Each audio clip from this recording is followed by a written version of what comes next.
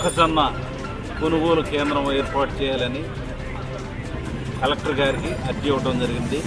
మరి చీరాల నియోజకవర్గంలో అనేక గౌనవరపాలెం, పిట్టివారిపాలెం, బుల్లవరపాలెం అన్ని గ్రామాల్లో మొక్కజొన్న సాగు బాగా చేశారు. కాబట్టి మరి ప్రభుత్వం ధర 2400 ఉండగా ప్రైవేటు వ్యాపారస్తులు 1700కి అడుగుతున్నారు. కాబట్టి మరి దాన్ని రైతుల్ని ఈ విధంగా మోసం చేస్తున్నారు. కాబట్టి ప్రైవేటు వ్యాపారస్తులు మరి ప్రభుత్వం అనేది మద్దతు ధర 2400 ఉంది కనుక ప్రభుత్వం తక్షణమే మరి కొనుగోలు కేంద్రాన్ని ఏర్పాటు చేస్తే మరి పోటీ వ్యాపారం ఉంటుంది. కాబట్టి మరి రైతుల్ని ఆదుకునే వాళ్ళు అవుతారు. కాబట్టి కలెక్టర్ గారికి అర్జీ ఇవ్వడం జరిగింది.